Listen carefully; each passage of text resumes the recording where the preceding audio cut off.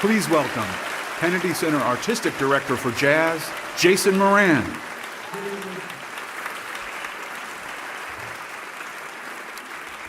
Good evening and welcome to the National Endowment for the Arts annual celebration of the NEA Jazz Masters Fellowship.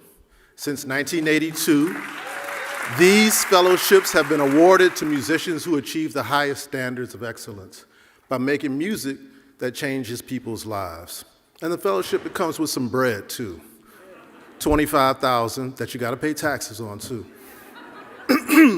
This is particularly auspicious evening as tonight, among our honorees, is a direct musical descendant of one of the original class of NEA Jazz Masters, Sun Ra, who joined trumpeters Roy Eldridge and Dizzy Gillespie in the very first cohort of NEA Jazz Masters in '82. So there's this quiet truth we often don't say out loud about even the most gifted artists, that those who seem to give endlessly, and they can only bend so far. And when little is taken, and little is given, and more is taken, then what remains? I think the legacy remains. And there's the moment someone once stood on stage in their truth, and in doing so, reminded us that we were alive, reminded us that our hearts could still beat, and they could still skip a beat, and from something as simple as powerful as a song. So tonight we honor the people behind the music, the ones who hold the sound like it's sacred, the ones who carry stories in every phrase, who keep going when it's hard, and who make us feel something real. The concept within the term syncopation, I think, is our greatest metaphor. The music is inherently about the future, disrupting the everyday rhythm, pushing the anticipation of the oncoming beat. And as Coltrane once said, I think music is an instrument. Music is an instrument. It can create the initial patterns that change the thinking of people. So tonight we honor the artists and writers who have done that. Altered minds, transformed states of being, gifted us new futures with new notes we didn't even know we desired. The words of honoree Gary Giddins give us insight into the nuances of each musician he opines about, shaping history with his text. Marilyn Crispell's piano chords electrify the bandstand, using harmonic structures to lift us up and settle your ass down. Marshall Allen's horns can play sounds that travel from Saturn to Earth. They swirl around the bandstand, and inevitably, they land within you. And Chucho Valdés, exemplifying the way culture gets mapped onto the piano, unlocking histories measure by measure. So when I talk about my people and my love for these people, I know I'm preaching to the choir. So let's hear it, choir, for the NEA Jazz Masters and their families.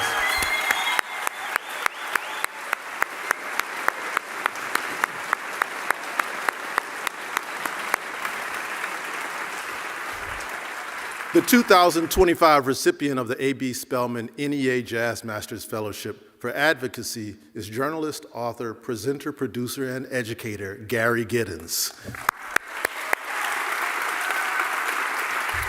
One of the leading journalists over the past 50 years, Giddins has authored several highly acclaimed books, including examinations of such giants as Louis Armstrong and Charlie Parker, and 2 volumes on song legend Bing Crosby. Giddins' periodical contributions to the New York Times, to New Yorker, to Esquire, and numerous other publications are essential. So after graduating from Grinnell College in Iowa, Giddins began contributing to the Downbeat magazine, then under the editorship of the NEA Jazz Master, Dan Morgenstern. And in '73, he joined what would become one of the most prominent writing platforms, the weekly Village Voice, where he introduced his acclaimed column, Weatherbird. That column was a necessity for me when I arrived in New York, reading it first and then reading the jazz club listings right after that.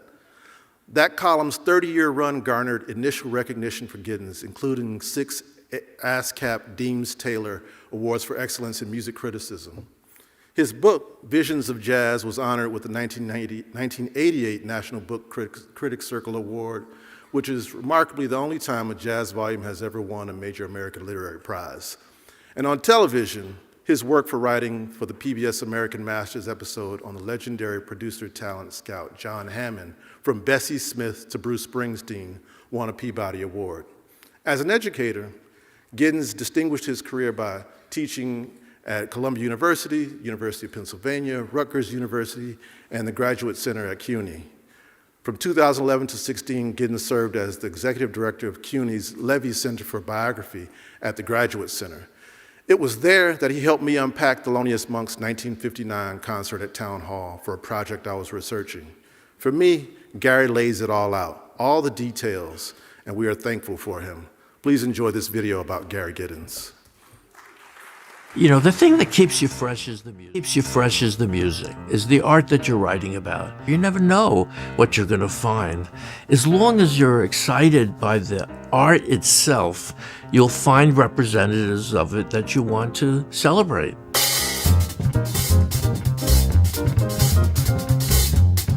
I was born in Brooklyn in 1948, and then when I was 15, I was in New Orleans with a bunch of kids, and I heard jazz, and that was it. And then it took over my life. I mean, it got me through high school. I would borrow IDs and go to the Vanguard, pretend to be 18. Always ordered like soft drinks so not to create any trouble. I had so much luck. When I went to Grinnell in Iowa, I guess I didn't really expect to hear jazz when I was there, but the concerts chairman had brought in the Modern Jazz Quartet, for example. And so I became the concerts chairman for the next year. So I'd write some music pieces for the school paper. But when I got out, I finally worked up my nerve and went up to the downbeat office where Dan Morgenstern presided. And I did a piece on Mingus. He liked it a lot. In a sense, he was my first mentor, and he asked me to do regular pieces. I put an example of my work into an envelope to the voice editor, and 4 or 5 days later, a copy girl stopped me in the hall and said, "Congratulations, I read your piece in the voice." I said, "Cover for me," because I had to run downstairs to the kiosk to buy a voice, and there it was. So I wrote pieces every week for a year. The new editor, Bob Crispell, came in and he said, "Would you be interested in writing a jazz column?" And the next 31 years, that's what I did. Basically, Bob gave me a page, and nobody ever told me how to fill the page. I mean, it was it was a dream job. I can't imagine a position that would have given me more satisfaction than being able to do that. I've had many, many editors, but the best was Robert Crispell for the so-called dean of rock criticism, as he calls himself. His generosity, his perception, to me, that's what criticism is. It's having the illumination to really embrace and understand what you're hearing, and then you try to convey that. So you're looking for ways of creating an impression about something that's abstract. And it's the love, the affection you feel for it, which animates all good criticism, that allows you to come to an idea of what's going on. The problem with criticism is that most critics stick around too long. I felt that I was sticking around too long. I left the Village Voice at the end of 2003.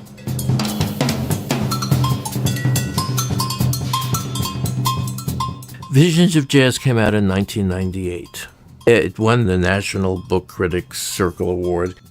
The book was an attempt to show the way jazz developed, that it was constantly breathing and learning and growing and becoming, always on the verge of becoming slightly different without ever losing its basic approach. I mean, jazz isn't just the finished product, it's the means to it. Jazz is a way of playing music. It's a way of thinking about music. It's a way of composing spontaneously. Visions of Jazz was created so that you would get a sense that this is the way the music reflected the 30s, 40s, 50s, 60s. And that was very important to me.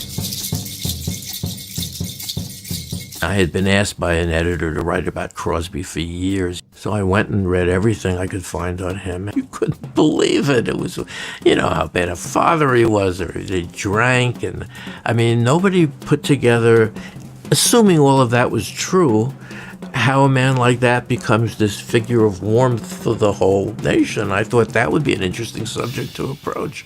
Also, it gave me a chance to write about the early years of jazz, the development of jazz, the connection between jazz and pop. It gave me a chance to write about movies, which was still a primary subject, how they were made, what went into them, why they were made. It became a perfect subject for me. But instead of writing a 300-page book in 3 years, I wrote 1,500 pages in 25 years, 2 volumes. Not a way to make a living. The American Jazz Orchestra lasted 7 years, about 35 concerts. It started in 1985. Roberta Swan was the director, the artistic director of the Great Hall at Cooper Union. And Roberta was telling me that they had a concert and they were thinking of doing a series. She would like to have an orchestra grounded there. And I said, wait a second.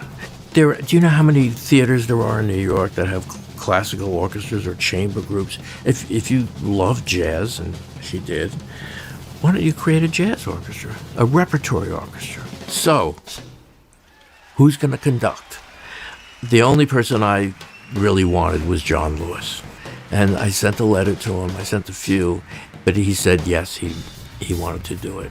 We jumped up and down. I mean, literally, we jumped up and down. And we started to put together the orchestra, to put the band. For me, it was graduate school. My life changed when I met Bill Kelly, who is the president of the CUNY Graduate Center. We arranged a deal where I would teach a course, had to change the theme every year, but also do interviews on stage, live interviews. And those were very successful. The one on Sonny Rollins was unforgettable. It was one of the great nights of my life. It was really quite something. When I teach criticism, I always tell them at the beginning, your opinion is going to be the least significant factor.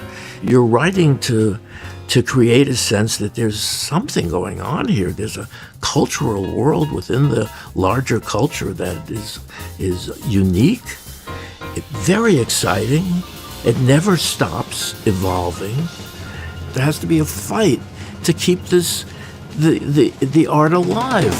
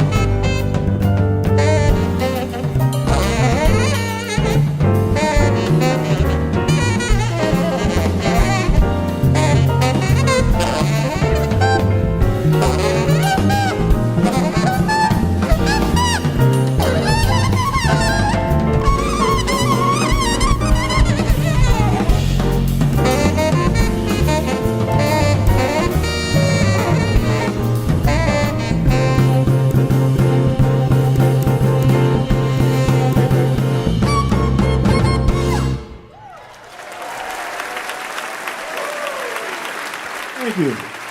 Russell Carter. Russell Carter. And Dayhuff on the bass.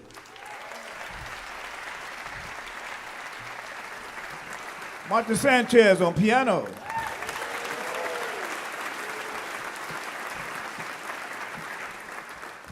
Well, Gary asked me to play some Ellington, but I chose to play Billy Strayhorn's Chelsea Bridge.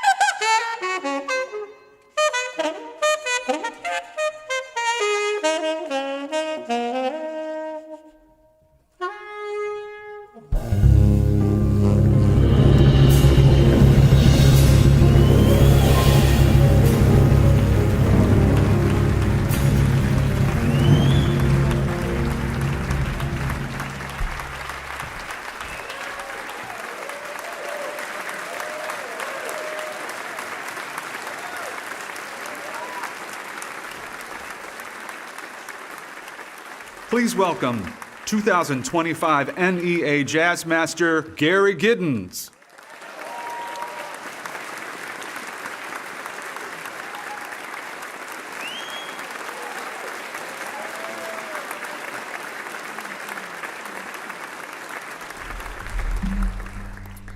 Thank you. I am so deeply honored to share this evening with Marshall Allen, Marilyn Crispell, and Chucho Valdés, and to be part of a program that has honored so many people whom I venerate as artists and human beings, and in many cases, friends. My thanks to Ann Meyer Baker for calling to tell me I was a recipient of the A.B. Spellman Award for Advocacy. Everyone once in your life should get a phone call from Ann Meyer Baker. I want to thank David Murray and his wife Francesca for being here with his fantastic band.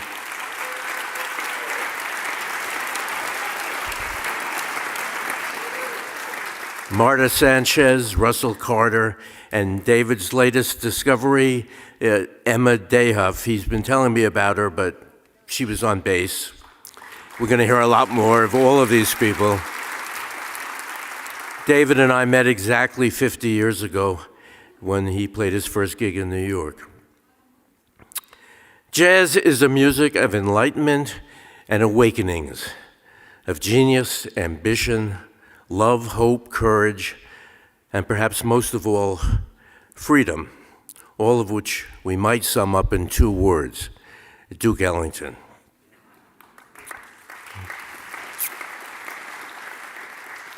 A couple of weeks ago, I attended a magnificent concert at the Apollo in New York, Jason Moran playing music Ellington wrote for the piano. And in introducing Jason, a member of the Apollo staff quoted Ellington's phrase about jazz as a barometer of freedom. And it made me think how remarkable it is that Ellington's metaphor exists at all.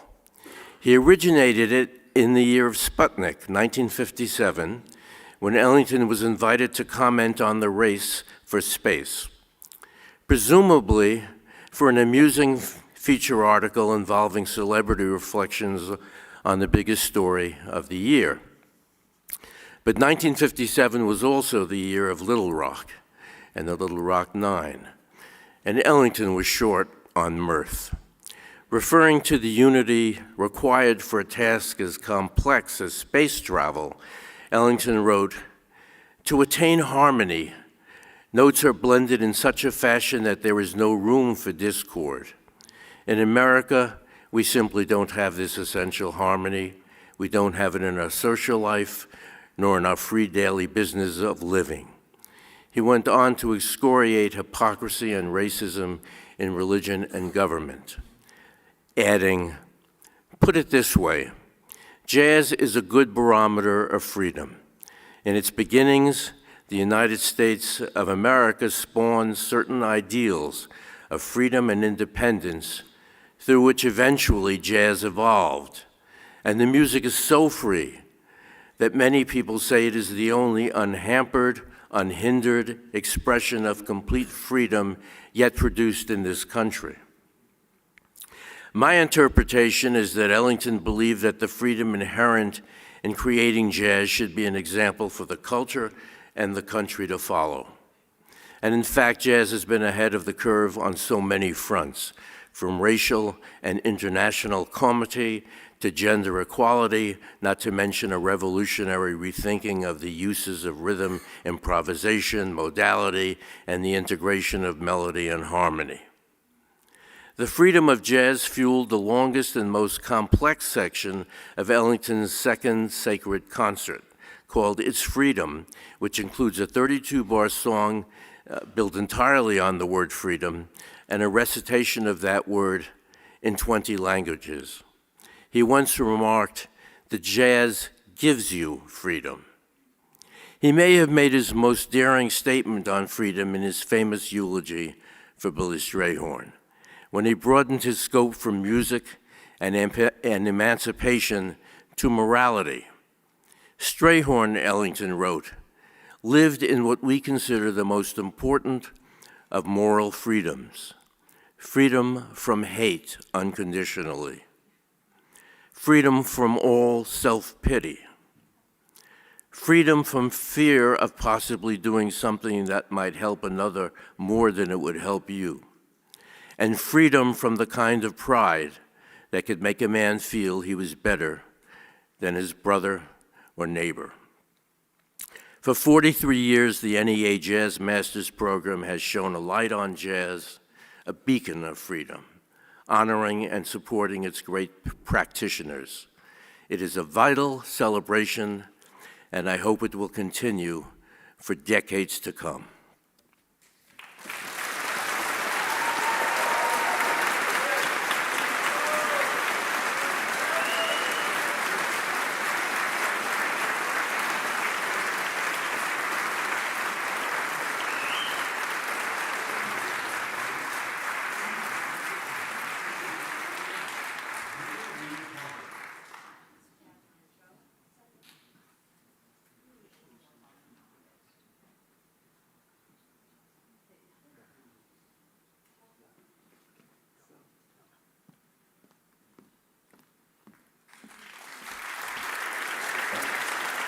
Good evening.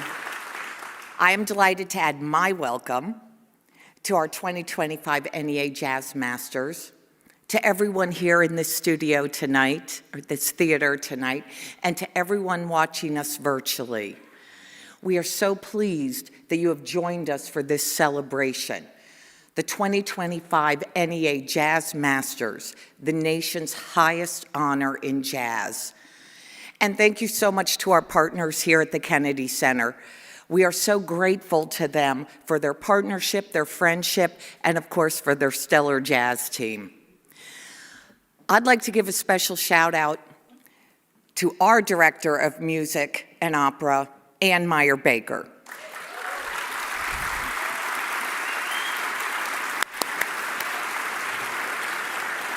For the past 10 years, Ann has brilliantly put on this jazz weekend. She has overseen the awarding of 41 Jazz Masters. Prior to working at the National Endowment for the Arts, Ann served as president and CEO of Chorus America. And she began her career as a professional singer with the United States Air Force Singing Sergeants. Late last year, Ann announced her retirement. Staff begged her to stay for one more jazz concert, one more show, and so she did. I want to recognize her tonight for her dedication to making sure jazz remains an American treasure.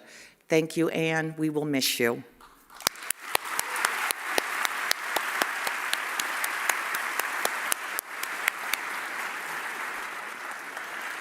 I started my remarks tonight saying, good evening, but I really should have said great evening, because anytime we can sit back, chill out, and listen to live jazz, that is a great evening. And so tonight, as we honor the members of the new class of NEA Jazz Masters, it's a great time to think back and reflect on those jazz greats that we've honored in the past, and especially those who we've lost in the past year,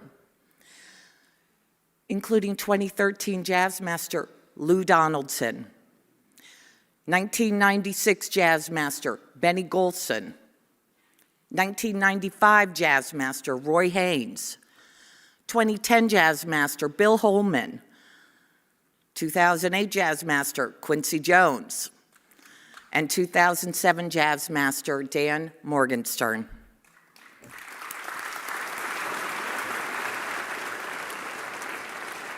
We can't help but be inspired by and in awe of these jazz masters who have written, performed, nurtured, and developed jazz over time. And by the way, jazz masters have won over 230 Grammys since, or NEA Jazz Masters have won over 230 Grammys. So we're doing something right, they're doing something right, the Grammys are doing something right. Emerging at the dawn of the 20th century, initially in New Orleans, jazz was born from a collision of cultures and historical forces. It was music created by people who knew what it meant to dream of freedom, which Gary just spoke about so beautifully. New Orleans provided the perfect environment for jazz. The city's marching bands, Creole orchestras, and vibrant street culture. It encouraged musical experiment. Musicians like Buddy Bolden, often regarded as the first jazz musician, and later figures such as Louis Armstrong, they cultivated a style that emphasized improvisation, personal flair, and an emotional connection. As the United States approaches its 250th anniversary in 2026, it is fitting to reflect on jazz, a truly American art form that mirrors the nation's broader struggle, the broader story of struggle and resilience and innovation. As jazz was forming in the early 20th century, America itself was redefining its place in the modern world. In many ways, jazz developed in tandem with the country's shifting identity. As America urbanized and industrialized, jazz spread from the South to cities like Chicago and New York. In the Harlem Renaissance of the 1920s, jazz was not merely entertainment, but a declaration of Black excellence and creativity in a segregated nation. Jazz giants like Dizzy Gillespie, Ella Fitzgerald, Louis Armstrong, they achieved international fame, proving that American art could captivate the world. And throughout the 20th century, jazz continued to reflect America's evolution. During the Great Depression, the swing era provided an escape from hardship, with big bands filling dance halls with energy and hope. During World War II, jazz was used to promote American values all over the world. Now jazz remains a living metaphor for the nation's ideals. Its embrace of individuality and creativeness echoes America's celebration of personal freedom. Its collaborative spirit and dependence on dialogue between musicians mirrors this country's democratic experiment. Its tensions between structure and freedom, tradition and innovation, joy and sorrow, reflect America's ongoing journey towards a more perfect union. Miles Davis once said, "You have to play a long time to be able to play like yourself." And maybe that's true of countries too. Maybe it takes a long time for a nation to find its true voice. The individuals that we're celebrating tonight have found their true voice, and we're honoring them. The National Endowment for the Arts is so proud to share their compelling stories with you tonight. As we celebrate America 250, jazz reminds us what is best about us. Our creativity, our insistence on forging something bold and beautiful out of struggle. Jazz reminds us that America is not just a place. It's an improvisation still unfolding. The music plays on. And so does the American experiment. I hope you enjoy the rest of the show. Thank you so much.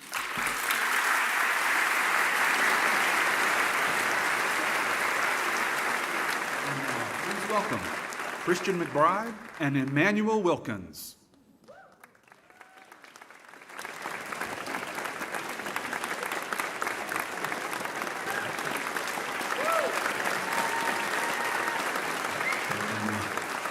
Hey everyone, it's an absolute honor to stand here tonight and speak about the legendary Marshall Allen.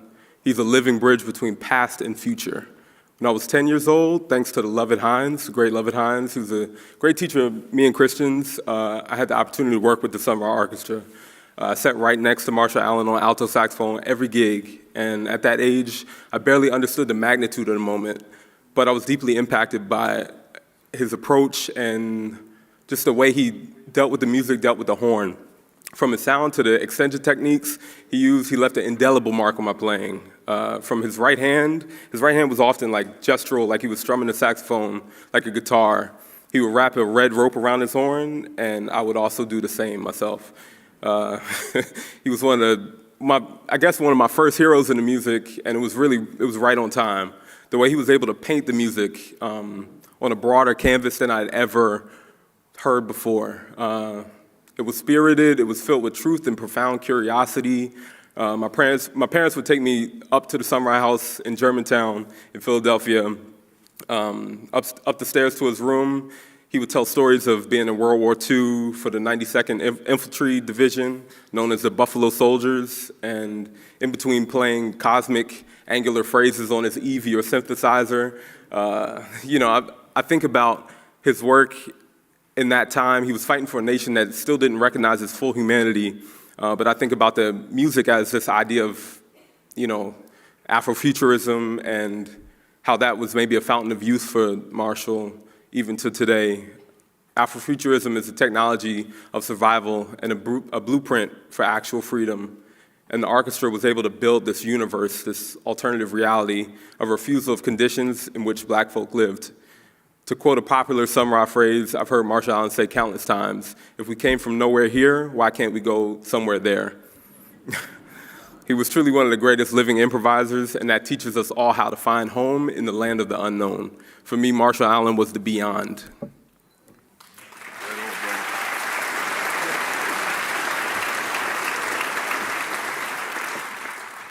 Thank you very much. I also like to take a moment to honor Mr. Allen. His playing and leadership have profoundly inspired me since I first started exploring jazz at the age of 11.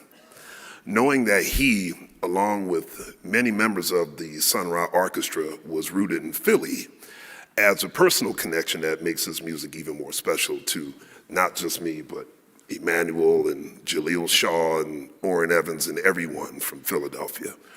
My great uncle, Howard Cooper, had the privilege of playing bass with the orchestra a few times under Mr. Allen's direction. That family legacy made it an emotional experience for me when I had the chance to perform alongside Mr. Allen, my Uncle Howard, and my dad, bassist Lee Smith. That's right, 3 basses and Iwi. It's on YouTube, look it up. That was at the 2013 Vision Festival in New York. It was truly a full circle moment for me. Mr. Allen's leadership and innovative spirit are shining examples of how to fly above the fray. I'm deeply grateful for his contributions and the inspiration he provides to so many of us.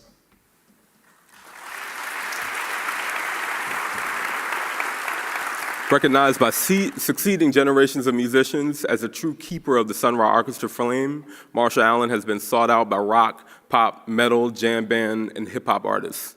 His discography spans nearly 200 credited performances and recordings under his name. Incredibly, as Marshall Allen approaches his 101st birthday,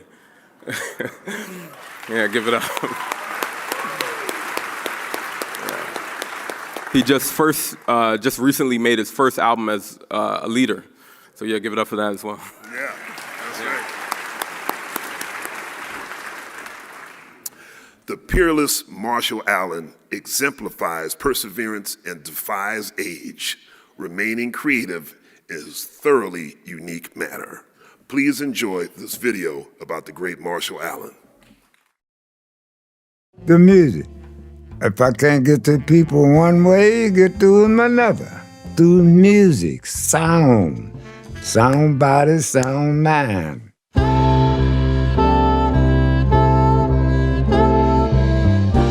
Oh, I was born in Louisville, Kentucky, 1924. In 1942, I was 18, so I joined the Army. So they were asking for musicians. So I told them, yeah, I'm a musician, I play clarinet, you know. And that's where I joined the band. Our band played the V-Day parade in Reims, France, for Eisenhower and Montgomery and all them people. I came from Europe, and then I went to Chicago. But in '57, I heard a demo by Sun Ra. I said, well, that band sound good. It was something different. It was really beautiful. And it was different than I heard, so I wanted to be part of it. We had a private rehearsal with me. I didn't have no music, and I'm looking for the million. I said, play whatever you feel, you feel this. I joined Sun Ra's band in 1958. They rehearsed every night, 7 days a week. We went to Canada to play. We was coming back to Chicago, so let's stop in New York. We stopped in New York, and the taxi cab hit our vehicle. So now we stranded in New York, out in the street. We no place to live. So we had to say, well, now we here. What are we gonna do? We got to find a place to live. And we would play down in the village, coffee shops and stuff, in order to make a living. I met Marshall in New York. The band was playing in New York at a place called Slugs. I was, as a young man, about 18 years old, saw these musicians, and I thought they were like the baddest musicians I had ever seen. Yeah, they dressed differently, they looked differently, they acted differently, they played differently. Yeah, and they were talking about they were from outer space. So it was like the most amazing thing that I have ever seen. That's when I first saw Marshall. Well, New York's another kind of city, and then we went through another kind of lifestyle. We didn't have too many jobs, but we rehearsed every day. So in order to make some money, I had to play with other people sometimes. And then around 69 or so, we had to move. So my father was living in Philadelphia, and he had 3 or 4 houses he had bought. He suggested, well, come on down here. I got a house for you, and bring your family, and the band too. So I come down to the 3-story house on Martin Street where we live now. I joined the Sun Ra Arkestra in 1975 on my first trip to Philadelphia to 5626 Morton Street, otherwise known as the Sun Ra home. Sun Ra was writing music like he'd write a letter, and we couldn't hardly keep up, so we had to do constant rehearsing something. So you had to really want to do, because it was too much for some people that didn't have the discipline, I think that Sun Ra must have known of Marshall's ability to be able to lead at a very young age, because I remember when I joined the band, Sun Ra was very hard on Marshall, so that Marshall could be the great man that he is today.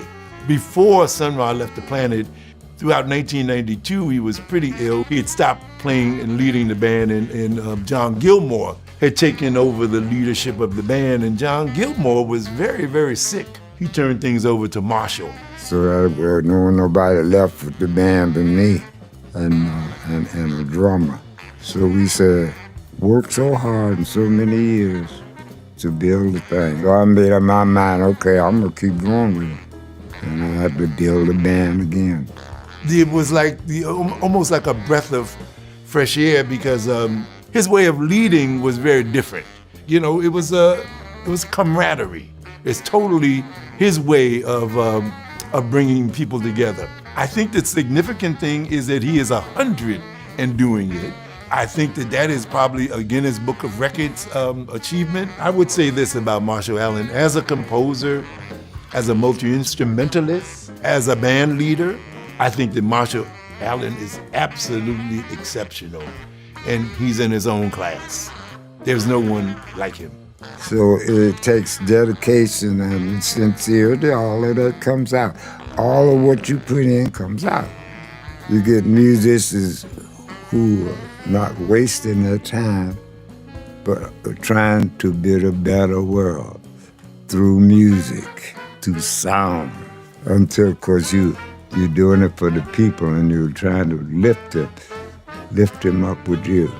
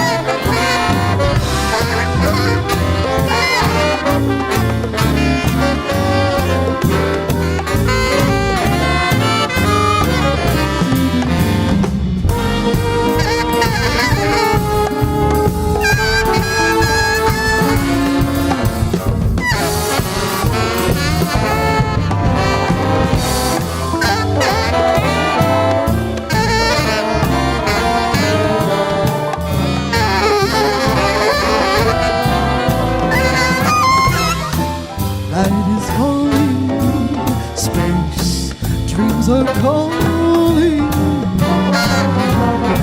ready as I to go sailing. To bitter winds wait for me, swirling on cosmic bliss.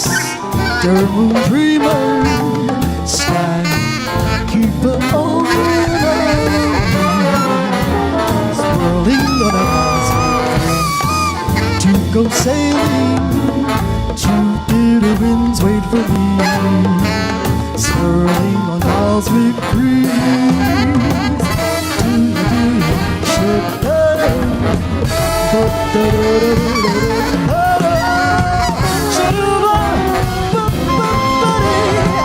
ship, to go sailing.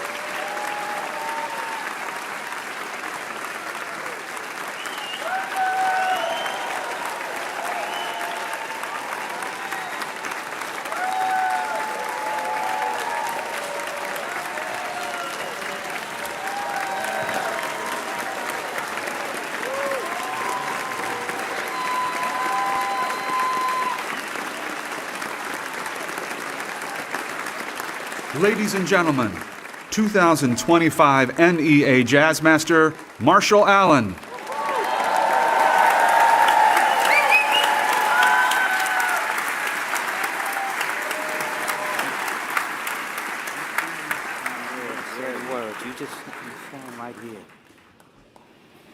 If we came from nowhere here, why can't we go somewhere better?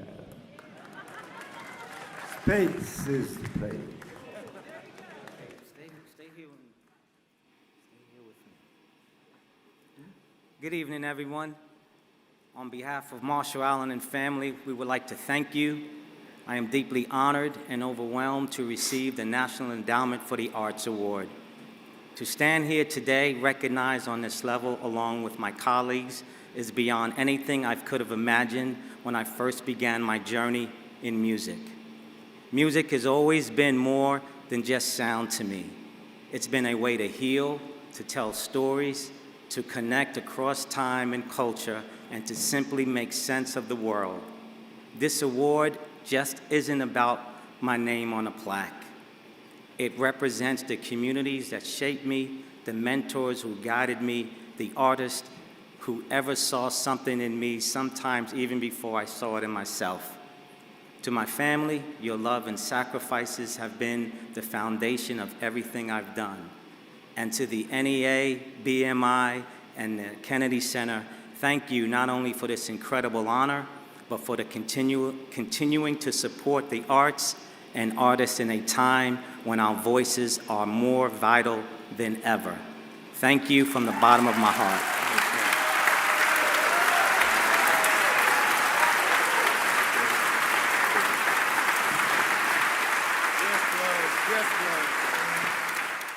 Since emerging on the jazz scene as an uncompromising pianist who claims Coltrane and NEA Jazz Master Cecil Taylor as among her first influences, Marilyn Crispell has continued to be one of the most adventurous pianists around.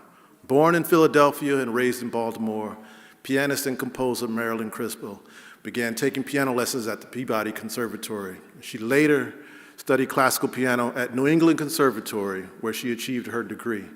Marilyn's friend, saxophonist Charlie Mariano, encouraged her to attend the Creative Music Studio in Woodstock, New York, where she met a powerful influence, NEA Jazz Master Anthony Braxton.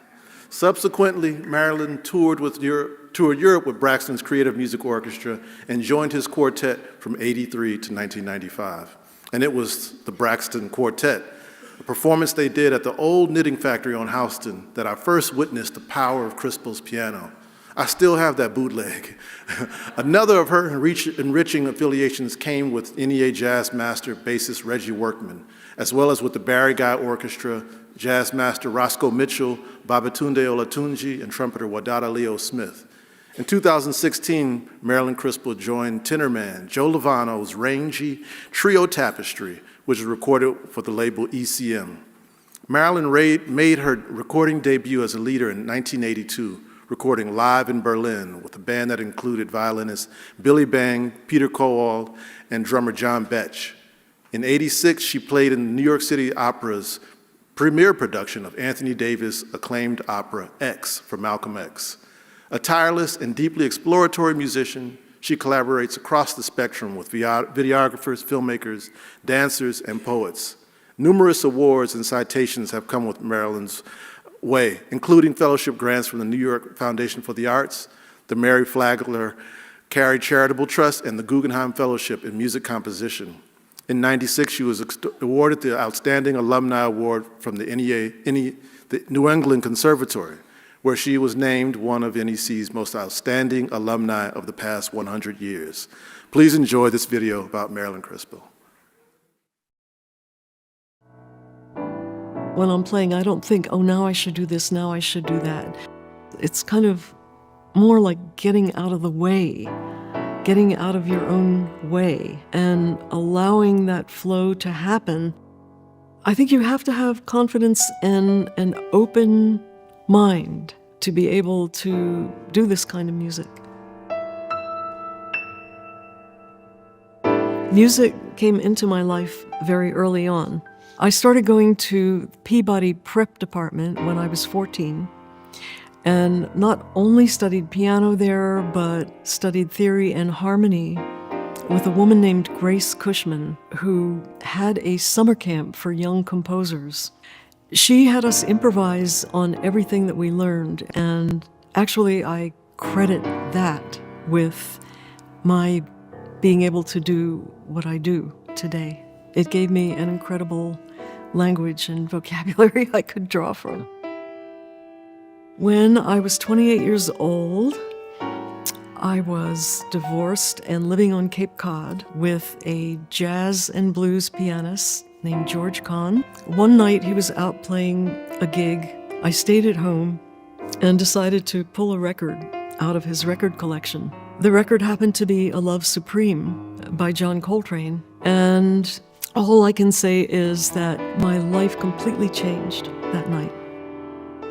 And I thought, okay, whatever this is what my path is. I have to go wherever this is leading.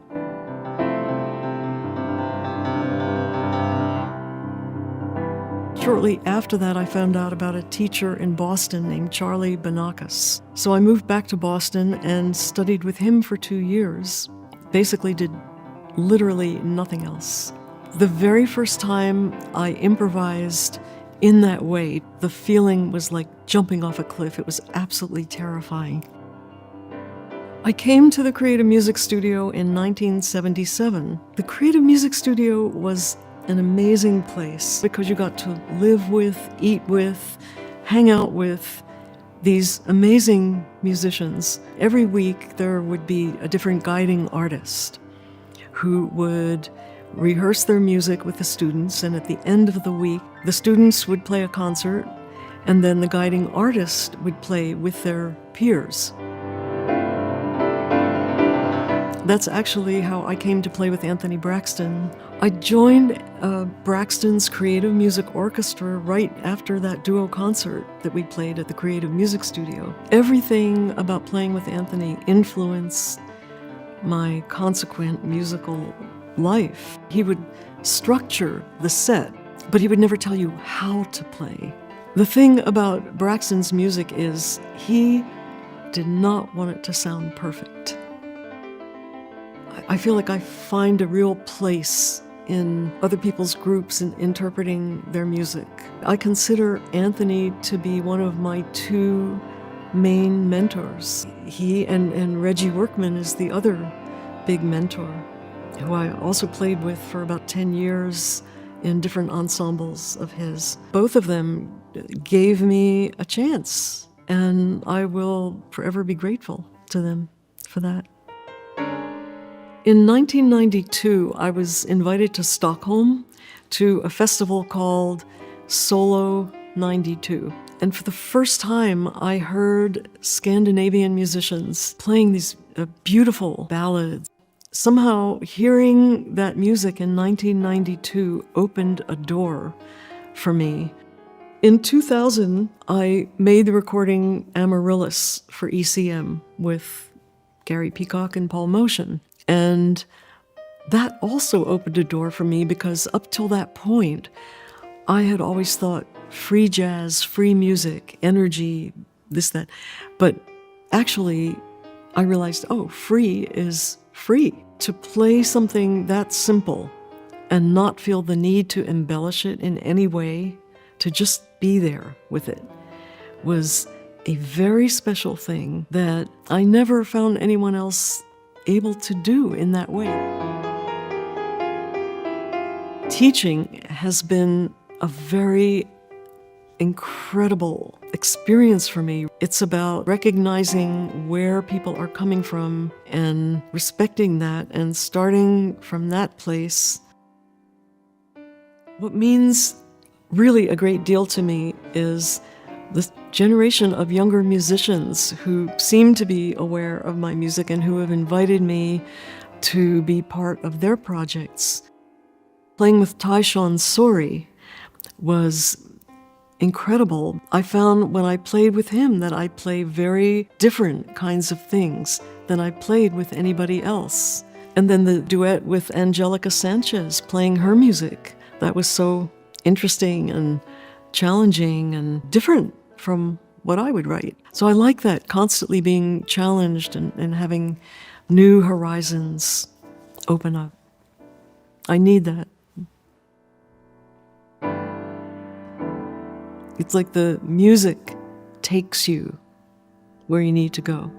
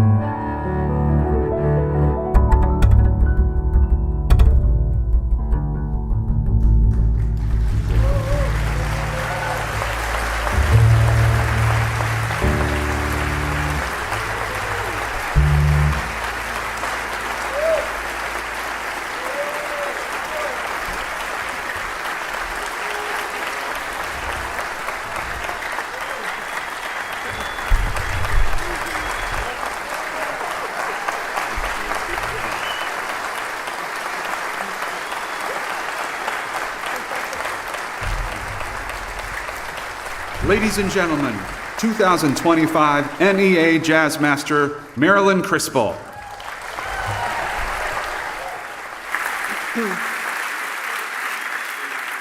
Yes. I would like to say thank you to Reggie Workman. It's a very great honor to be up here on this stage playing with him. I was in his ensembles for at least 10 years. We played together a lot, and he is an old friend. So.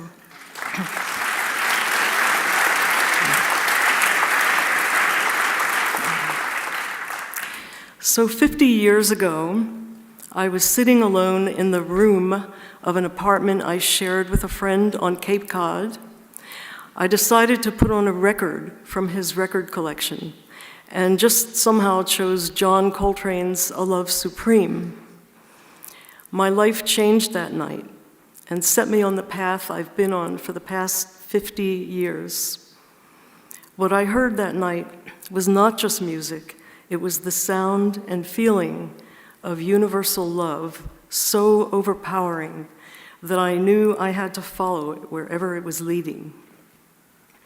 Where it led to first was a teacher in Boston, Charlie Banakis, who I studied with intensively for 2 years, practicing, listening, writing, transcribing, and so on. I did nothing else at all for 2 years.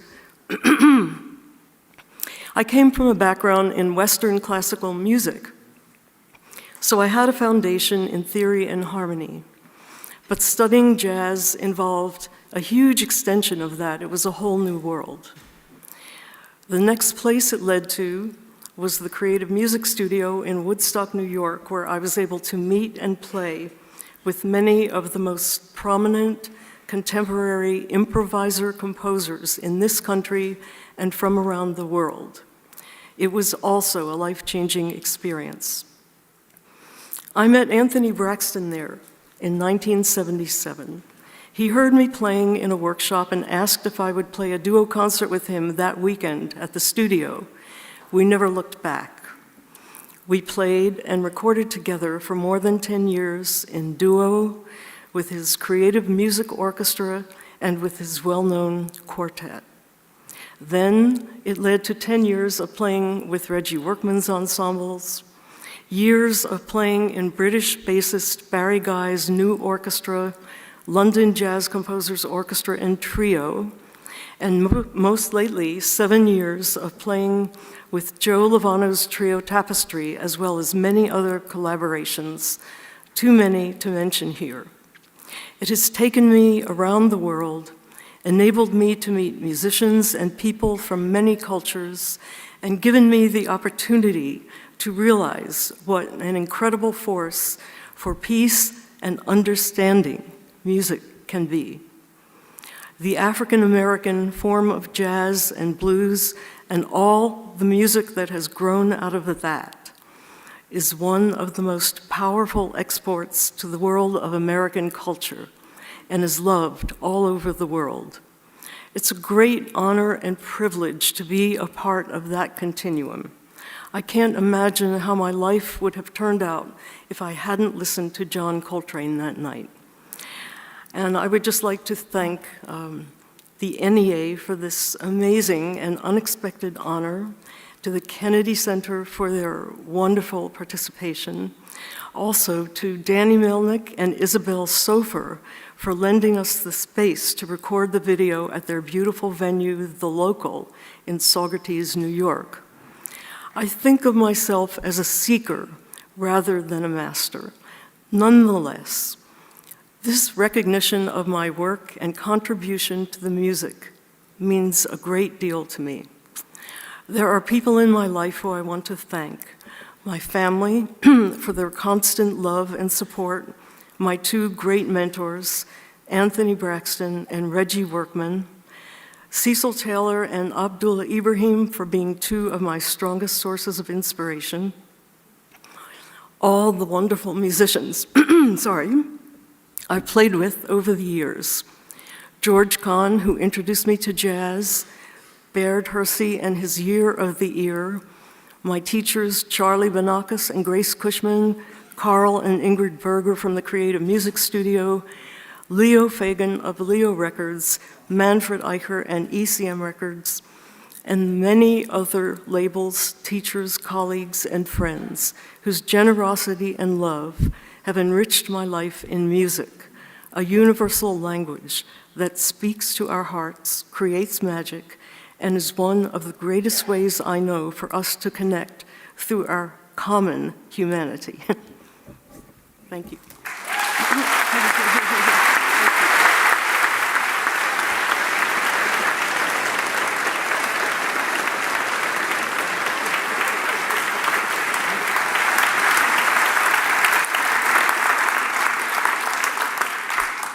Sometimes when you hear a pianist, you're reminded of where the bank, the vault that has all the things that you've stolen from it. And listening to Marilyn, I'm reminded of that. Okay, Jesus Chucho Valdés. Truly one of the heartbeats of Afro-Caribbean and Latin jazz. Chucho was born into a family of musicians in Havana, Cuba. His father, Ramon Bebo Valdés, can I pause for a second and talk about the way this man plays piano? Prepped his son on the wings of the wealth of the experience at the piano and as a leader of some of Havana's most prominent bands. By age 5, young Chucho became enamored of his father's piano prowess and began receiving private piano and theory lessons. By age 14, young Chucho had matriculated through the Municipal Conservatory of Music in Havana.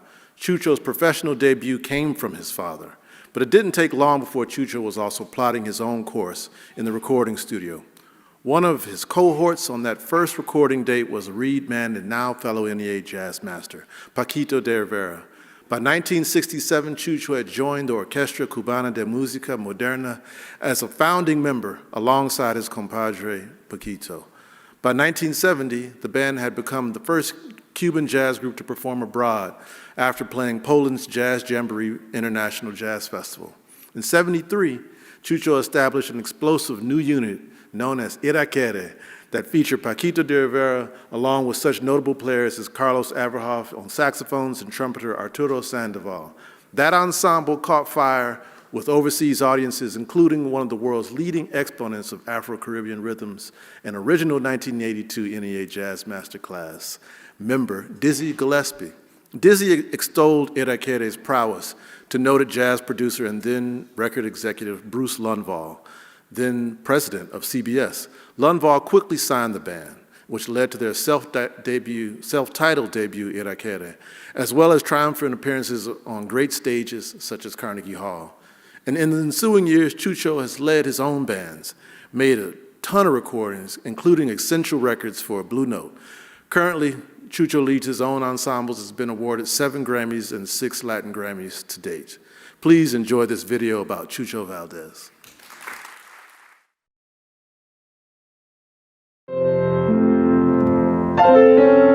Yo creo que en mi vida, en la música, la inspiración alcanza para toda la vida, pero toda la vida no alcanza para aprender toda la música.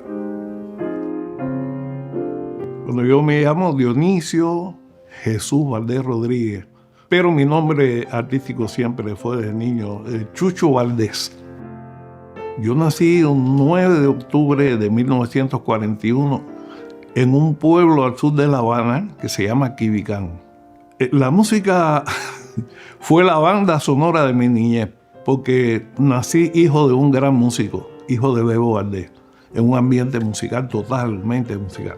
Yo no tuve nunca la idea de ser músico. Yo creo que ya yo nací con la música adentro. Mi sueño siempre fue hacer algo diferente en lo que era sonoridad. Yo oía cosas en el piano, en mi cabeza, que cuando iba al piano no las podía hacer, pero las tenía. Y a través del tiempo y de la paciencia, lo fui logrando. Yo nací en el centro de un movimiento de la música cubana que en esa etapa se llamaba el movimiento del feeling.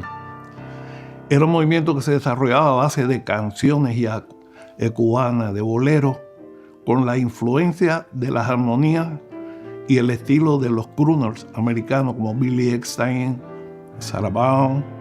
También nací con el jazz, con Art Tatum, con Duke Ellington, con Bob Powell, porque papá era un gran pianista de jazz también. Iban a la casa y yo así los miraba, escuchaba las conversaciones. Yo creo que fue un privilegio, o es un privilegio haber sido hijo de Bebo, porque nací dentro de la música, la evolución cubana. Pero siempre mi intención fue ser un jazzista cubano. O sea, usar las raíces, la rítmica cubana dentro de jazz y a poder hacer otra música. En mi forma de trabajo, la rítmica africana siempre está. ¿Por qué? Porque es nuestra identidad, la raíz, ¿no? De la música cubana viene totalmente. A los 15 años, yo debuté en un jam session, en un club que se llamaba Habana 1900, que todos los domingos hacían jam session. Y ahí fue cuando empecé mis primeros trabajos con el jazz, con jazz trio. Después vino la Orquesta Cubana de Música Moderna. Esa música de jazz, música inclusive un poco de rock, estilo los Beatles, etc. Y entonces hicieron una selección por instrumentos de los músicos que ellos creían que eran los músicos más importantes de ese momento en Cuba. Entonces yo tuve la suerte de que fui seleccionado como pianista. Paquito de Rivera fue uno de los seleccionados. Arturo Sandoval fue uno de los... Carlos Emilio, el guitarrista. Enrique Pla, el baterista. Éramos la generación más joven. ¿Cómo empezó la historia del éxito de Irakere? Después de la orquesta, Paquito y yo hicimos un cuarteto. Tuvimos una invitación para el Festival de Jazz Jamboree en Polonia. Y entonces, en ese festival del 70, estaba el cuarteto de Dave Brubeck. Y entonces empezamos a hacer la música nuestra ahí. Yo estaba haciendo solo de piano y siento una sensación y miro atrás así. Y estaba Brubeck parado detrás de la cortina oyendo el cuarteto. Y me dice a mí, no pares. Ese camino que estás llevando es diferente, te aconsejo que no pares. Y me dijo, never stop. Pero esa opinión de Dave Brubeck, que era uno de mis ídolos, las lágrimas me corrían. Y yo dije, ahora sí nadie me va a parar nunca más. El himno de la música bailable cubana, a partir de esa época, se llama Bacalao con Pan, porque introdujimos la guitarra eléctrica, con los pedales y todo, y los tambores batá, y por arriba estaba Dizzy Gillespie, o sea, los sonidos del bebop. Fue mundial eso. En 1977, en el mes de mayo, llega un crucero a La Habana, y ahí entonces Gillespie, Stanguet y toda esa gente se juntó con Irakere y se quedaron como, esto no puede ser normal. Entonces Dizzy, cuando regresó a Estados Unidos, llegó diciendo, hay una banda en Cuba que tienen que escuchar. Y dijo, esta banda me la llevo este mismo año al Festival de Jazz en Newport. Va a ser la primera banda cubana de la historia que va a tocar en un festival de jazz en los Estados Unidos. Ese fue el debut de Irakere. Ese disco en vivo ganó el primer Grammy de la historia del siglo XX de la música cubana.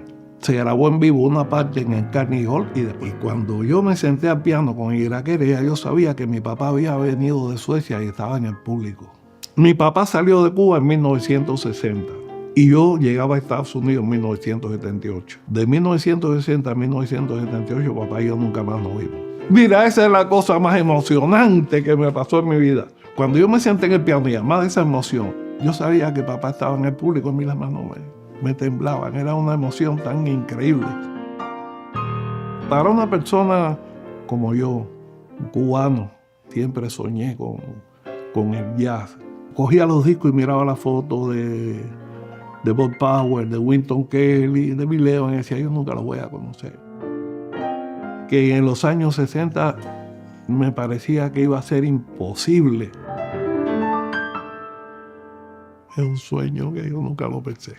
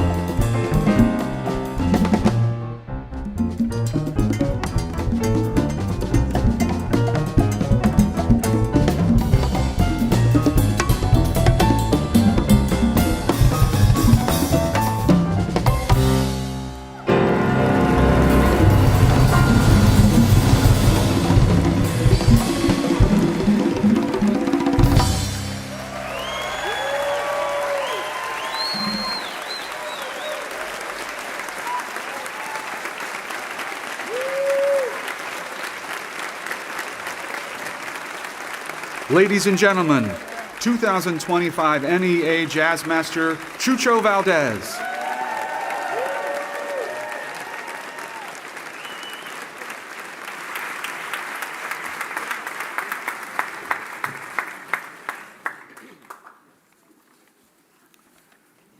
Buenas noches. Buenas noches para cada uno. Bueno, mi amor por la música nació desde mi niñez en la casa. Tuve el privilegio de tener un padre que era un gran músico, un gran compositor, un gran director y un gran jazzista, Bebo Valdés. Yo nací en ese mundo, viendo en vivo esa música en mi casa. My love for music was born at home in my childhood. I had the privilege of having a father who was a great musician, composer, conductor, and jazz musician, Bebo Valdés. I was born into that world, experiencing that music live in my home. El jazz para mí fue una inspiración siempre. Yo me siento muy orgulloso de ahora tener el honor de recibir este reconocimiento. Es lo más grande que me ha sucedido en mi carrera y le doy las gracias al National Endowment for the Arts. Jazz has always been an inspiration to me. I feel very proud to now have the honor of receiving this recognition. It's the greatest thing that has happened to me in my career, and I thank the National Endowment for the Arts.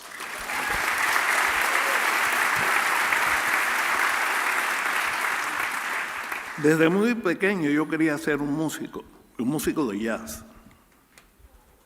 Comencé a componer a los 11 años y a partir de ahí he tratado de evolucionar y encontrarme a mí mismo como artista dentro de lo que yo quería hacer. Buscaba algo que no acababa de salir, hasta que por fin compuse una obra que se llama Misa Negra. Ese fue el comienzo de mi desarrollo dentro de las raíces afrocubanas. From a very young age, I wanted to be a musician and a jazz musician. I started composing at age 11, and from then on, I tried to evolve and find myself as an artist within what I wanted to do. I was searching for something that wasn't quite there until I finally composed a piece called Misa Negra, or Black Mass. That was the beginning of my development within my African roots. Mi obra está basada sobre todo en la música africana, en muchos elementos que dejaron los ancestros. Donde yo nací, en Cuba, no han sido aún explotadas al máximo esas raíces. Hay ritmos, cantos por descubrir, una riqueza que se conoce muy poco. Yo he estado toda mi vida trabajando en ese legado. My work is primarily based on African music, on many elements left behind by our ancestors. Where I was born in Cuba, these have yet to be explored. There are rhythms and songs waiting to be discovered, a treasure that is very little known. I have spent my entire life working on that legacy. Uno de mis grandes deseos es que el mundo comprenda mucho más de lo que es la historia de la música africana, que no está solo en Cuba. Esa música comprende casi toda América, incluyendo Estados Unidos, que es una fuente muy importante, Brasil y otros. One of my greatest wishes is for the world to understand much more about the history of African music, which is not limited to Cuba. That music encompasses almost all of the Americas, including the United States, which is a very important source, and Brazil, among others. Yo creo que aunque cada continente tenga sus raíces, todos tienen su propia identidad. Siempre he sido un amante de unir las raíces universales, por supuesto compatibles, porque cuando la música se queda en su lugar de origen, no puede crecer. Para que la música crezca, tiene que compartirse, compartir cada elemento de cada cultura para mejorarla. I believe that although each continent has its roots, they all have their own identity. I've always been a fan of uniting compatible universal roots because when music stays in its place of origin, it cannot grow. For music to grow, it has to be shared, taking and sharing every element of each culture to improve it. Por ejemplo, lo que ha pasado con el jazz y la música clásica, el jazz y la música afrocubana. Como el jazz se ha alimentado de estos elementos del folclore europeo con compases diferentes. For example, what has happened with jazz and classical music, jazz and Afro-Cuban music, how jazz has fed on these elements of European folklore with different time signatures. Las artes, en especial la música, es un lenguaje universal, capaz de transmitir todos los sentimientos que el ser humano encuentra dentro de sí. Puede expresarlo a través de ese mensaje musical y llega a cualquier lugar del mundo con un mensaje de paz, unidad y amor.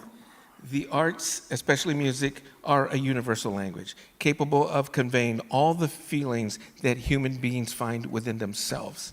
They can express themselves through this musical message and reach any corner of the world with a message of peace, unity, and love. Para todos los seres humanos, la música es un bálsamo que cura heridas, que crea ilusiones, que crea grandes recuerdos en todas las situaciones de la vida. For all human beings, music is a balm that heals wounds, that creates dreams, that creates great memories in all situations of life. Lo ideal es unir nuestras culturas, compartirlas, porque eso nos hace crecer. La música es un punto de unión tan fuerte que la misma humanidad crece. The ideal is to unite our cultures and share them because that makes us grow. Music is such a strong point of union that humanity itself grows. Muchas gracias por este tan profundo y tan importante honor para mi vida, para siempre. Thank you very much for this profound honor, one of the most profound of my life.